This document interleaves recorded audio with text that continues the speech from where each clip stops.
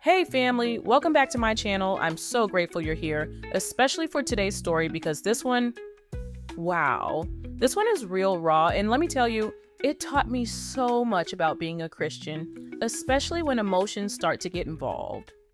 Let me set the scene for you. I was a few weeks into my semester and things were piling up. The assignments, exams, trying to stay on top of everything. It was a lot. You ever feel like you're running on empty, but life just keeps throwing things at you? That was me. So I thought, let me call my parents. Maybe they'll say something to help me feel better. I should have known better. My dad answered first. I started explaining how I felt, how the workload was just too much, and I didn't know how to manage it all. His response? Shoyan, remember Kirk didn't just hand you that money for free. Don't let us hear you're wasting time or not focused. Now, don't get me wrong, I know my dad meant well, but in that moment, it felt like he was adding more weight to my shoulders instead of lifting me up. And then my mom chimed in. Your father's right, Shoyan. You have to stay focused, no distractions. Distractions? I wasn't even distracted. I was just tired. So, I hung up feeling worse than I did before I called. I tried calling my siblings, they live overseas, but no one answered. I felt completely alone. And then I thought about Kurt.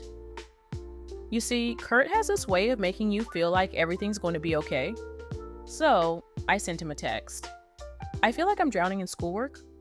It wasn't even 5 minutes before he replied, I'm leaving work now. Want me to stop by and talk? At first, I hesitated. I didn't want to seem needy, but honestly, I didn't know who else to turn to, so I said yes. And let me tell you, when Kurt pulled up outside my boarding house, it was like a little bit of peace came with him.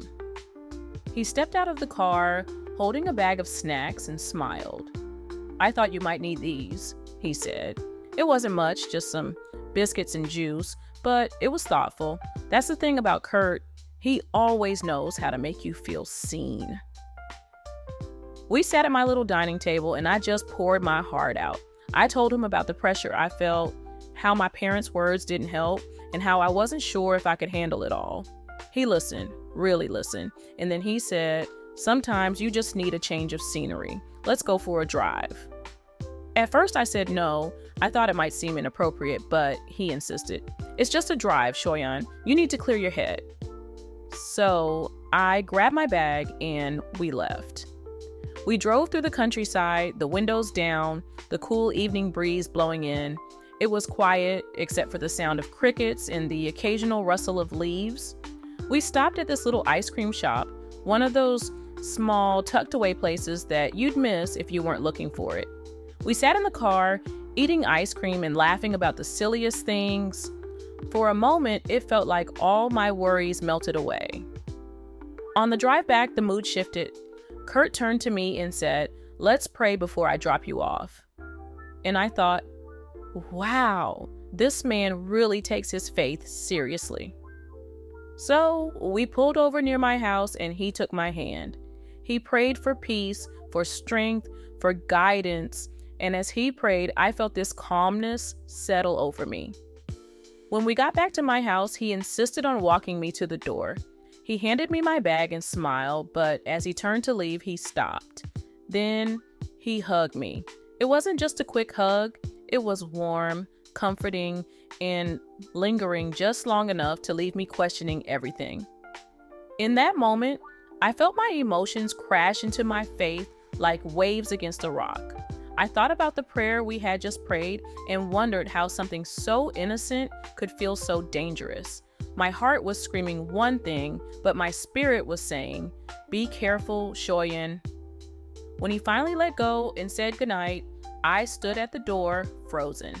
My thoughts were racing, my emotions were all over the place, and I realized just how real this battle was becoming.